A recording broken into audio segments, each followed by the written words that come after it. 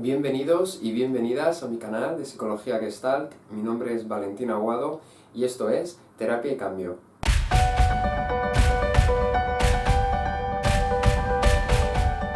La enfermedad se entiende como la ausencia de salud, es decir, cuando nuestro organismo deja de ejercer con normalidad alguna de sus funciones. Podemos definir también la salud como la alteración del fluir general de la energía en nuestro organismo, una alteración que acontece en una zona concreta de nuestro cuerpo. A pesar de los avances de la medicina y la ciencia en general en el último siglo, las explicaciones de cómo se genera una enfermedad suelen ser complejas, con problemas aún no resueltos y de gran interés en la actualidad.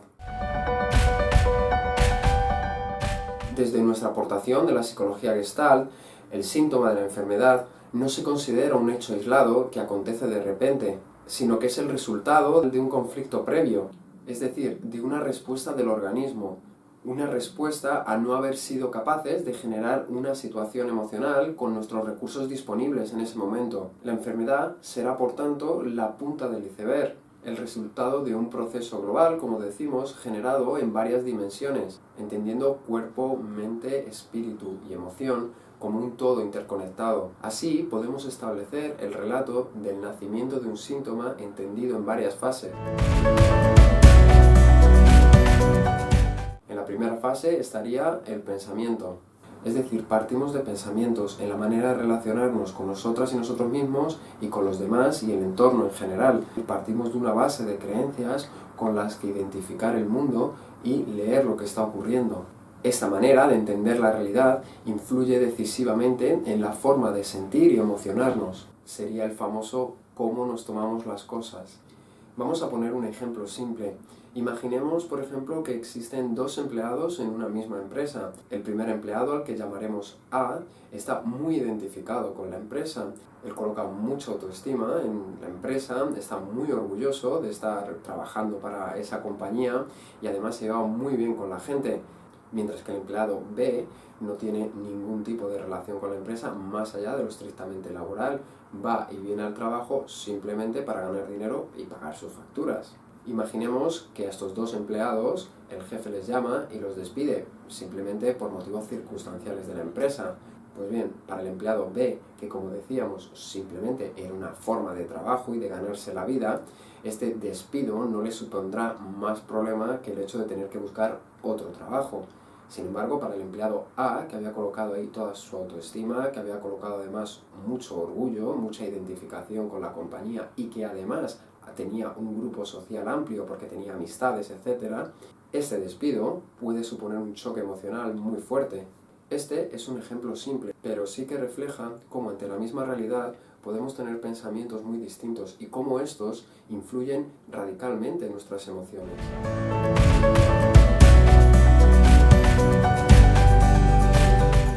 Segunda fase, cuando la emoción no puede expresarse.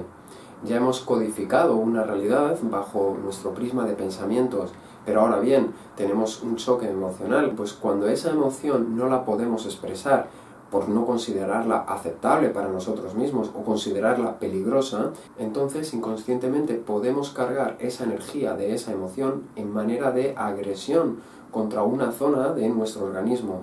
El síntoma entonces aparece en la manera en la que el cuerpo expresa esa emoción que no ha podido expresarse de otra manera. Es decir, el individuo no ha sido capaz de expresar esa emoción y en algunos casos incluso no ha sido capaz de contactar con ella. La persona lo que ha hecho es bloquear esa emoción porque, como decíamos antes, ya tenía un bagaje anterior en el que consideraba, por ejemplo, la emoción del enfado como algo agresivo o como algo peligroso para él y el entorno.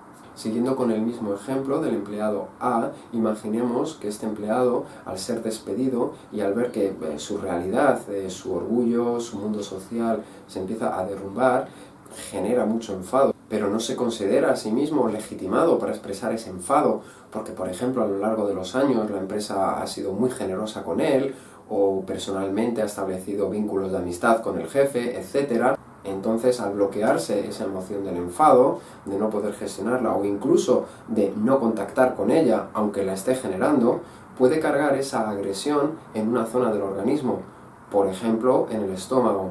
Entonces, cuando recibe la noticia del despido durante esa semana, puede empezar a tener dolores de estómago.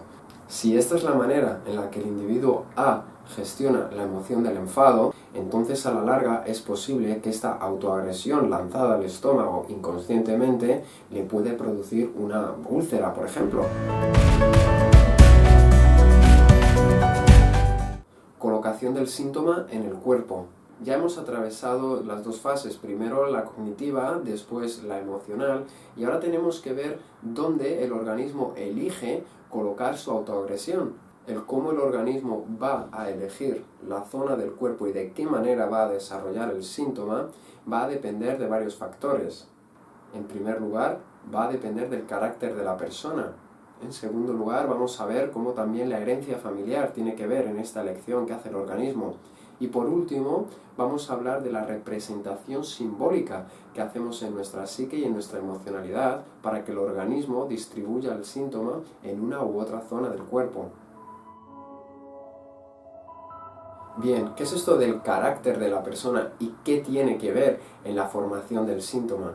El carácter es la manera en la que nos relacionamos con nosotros, con nosotras mismas, con los demás y con el mundo en general. Es la manera de relacionarnos en los diferentes ámbitos de la vida, ya sean íntimos o sociales. Es la manera de reaccionar ante situaciones, la manera en general de expresar y vivenciar también nuestras emociones.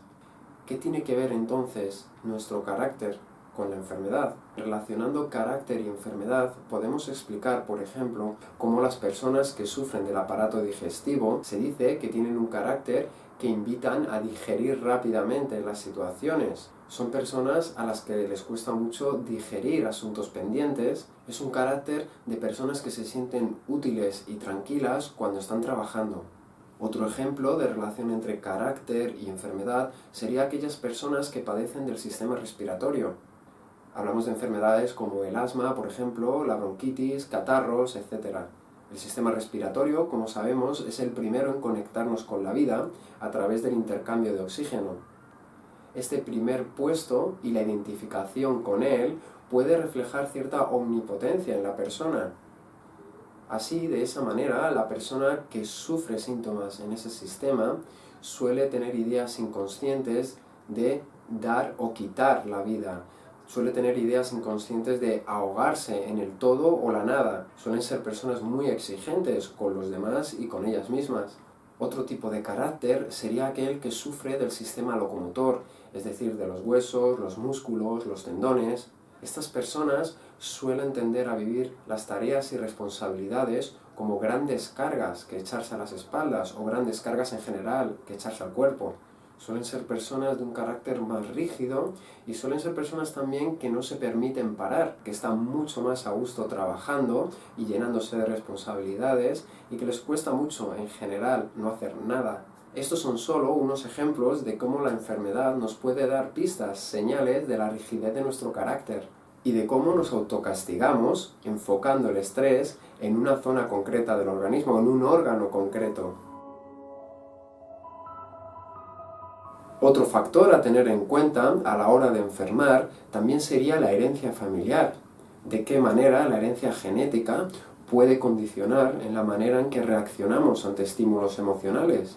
Desde nuestra perspectiva holística, entendemos el síntoma como una respuesta de origen global, y desde ahí también podemos dirigir la mirada a nuestro sistema familiar, porque en muchas ocasiones dentro de los grupos familiares existe una tendencia a enfermar de una manera u otra, una manera de generar síntomas concretos que sería como una respuesta adaptativa del sistema en general familiar ante una situación emocional.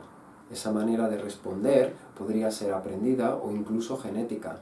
Como además hay varios factores también conectados, en nuestro sistema familiar podemos aprender a tener un carácter como nuestras figuras de referencia.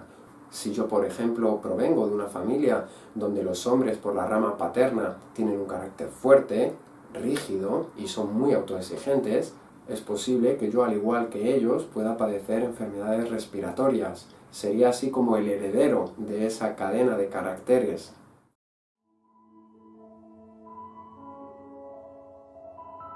La interpretación simbólica del conflicto. Bien, pues la persona vivencia un conflicto emocional e inmediatamente genera una idea simbólica relacionada al mismo. Esto nos ocurre a todas las personas, lo que pasa es que lo hacemos de una forma muy rápida y no nos damos cuenta. Vamos a poner un ejemplo. En el caso de la persona A, que hablábamos antes, que había sido despedida del trabajo, imaginemos por ejemplo lo siguiente. Esa persona puede pensar que al ser despedida del trabajo ya no tiene valor como hombre, ya no tiene valor para su familia. Entonces, siguiendo el relato que establecíamos al principio, en el momento que hace esa lectura, va a generar un conflicto emocional que al no poder ser resuelto, va a determinar que se genere la energía y el estrés que se cargue sobre una zona del organismo. ¿Y en qué zona del organismo la va a cargar? Bueno, pues si atendemos a una interpretación simbólica, vamos a ver que, por ejemplo, en este caso, para este señor, por ejemplo, su familia es su sangre. Puede cargar ese estrés en la sangre y hacerse una subida de tensión. Sin embargo, para otra persona, el ser despedida del trabajo puede generar un conflicto de no me puedo tragar esta situación, no quiero tragar con esto, ¿por qué tengo que aceptar esto? En ese momento puede lanzar la agresión a una zona simbólica encargada de la digestión de un conflicto. En este caso sería el estómago. La interpretación simbólica del conflicto y cómo resolverlo depende de cada persona. Como habíamos dicho, se produce de una manera muy rápida, a mucha velocidad en nuestro organismo, y tiene que ver esta interpretación con nuestro sistema de creencias y de valores.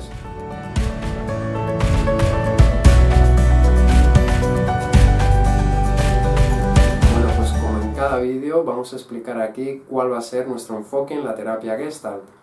En nuestro enfoque global entendemos que cuando las emociones se tapan o se silencian, es el cuerpo el que reacciona, es el cuerpo el que las expresa de una manera u otra. Cuando la persona viene a consulta refiriendo una enfermedad somática, nuestra tarea será por tanto la de mejorar la expresión verbal de las emociones, tomar conciencia de las mismas y conectar eventos y situaciones que dieron lugar a esa generación del síntoma, a esa enfermedad. Le ayudaremos a revisar sus exigencias internas, a cuestionarlas y también a valorar esas creencias antiguas sobre maneras de ser y de actuar para que, en fin, tome conciencia de sus necesidades y no de autoexigencias mentales. Respecto a la relación del carácter y la manera de enfermar, decir que en Gestalt trabajamos sobre todo para la flexibilización del carácter es una piedra fundamental en el trabajo de terapia. Un carácter rígido va a tener muchas dificultades para adaptarse a situaciones distintas. Decir que muchas veces confundimos el carácter con nuestra identidad, con quién somos. Pero en realidad el carácter es una estructura aprendida y asimilada, en la cual sí es posible el trabajo para modificarla.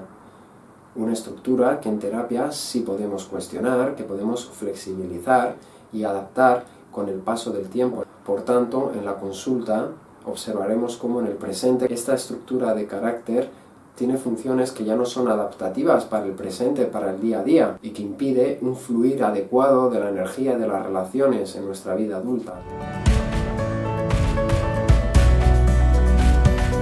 Uno de los trabajos que también hacemos en terapia Gestalt es sacar a la luz nuestras partes negadas, es decir, sacar a la luz aquellas características que nos parecen feas y que invertimos un montón de energía en ocultarlas. Por ejemplo, si soy una persona envidiosa, si soy una persona vengativa, si soy una persona un poquito vaga, bueno, pues todas estas características habitualmente las ocultamos un poco para mostrar nuestra mejor versión o nuestro mejor yo. Bueno, lo que vamos a hacer en terapia es colocar a la persona delante de su organismo.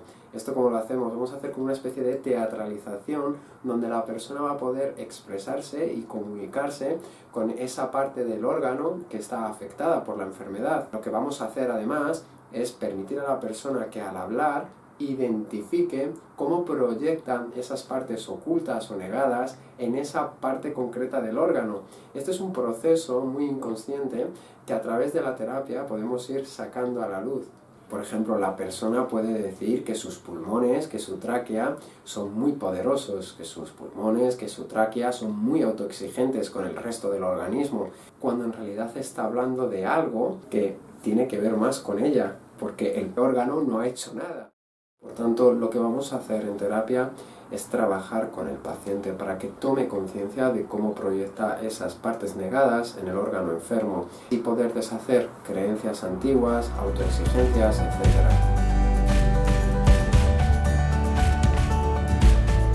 Respecto a lo que comentábamos anteriormente del sistema familiar y de cómo éste nos afecta, ¿cómo podemos trabajar entonces con todo ello, con toda esta información? Bien, pues en terapia existen varias técnicas. Una, por ejemplo, puede ser el genograma, que sería algo así como un árbol familiar en el que vamos dando relevancia a enfermedades, a eventos potentes que tuvieron lugar dentro del sistema familiar, o incluso algún tabú o algún trauma que intuimos que pueda estar gravitando por la esfera familiar. Toda esta información que está oculta podemos darle luz para desde ahí poder trabajarla y modificarla. Muchas veces hablamos de que la Gestalt se basa en un enfoque fenomenológico, es decir, que intenta explicar el fenómeno, la realidad, desde nuestra propia experiencia. No intentamos explicar la realidad desde la moralidad, de lo que está bien o lo que está mal, sino en función de cómo nos sentimos. Para nosotros la experiencia será la base para intentar explicar lo que nos está ocurriendo.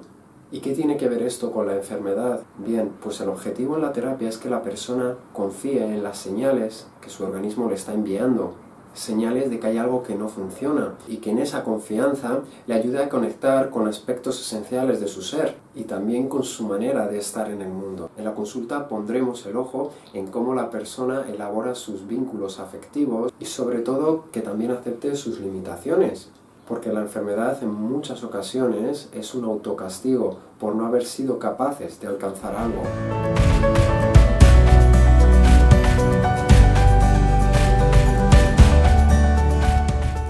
Pues hasta aquí nuestro vídeo sobre enfermedades somáticas y nuestro enfoque Gestalt. Espero que os haya interesado. Si tenéis cualquier duda ya sabéis que podéis dejármela aquí abajo en los comentarios o escribirme directamente y nos vemos en el siguiente vídeo. Un abrazo.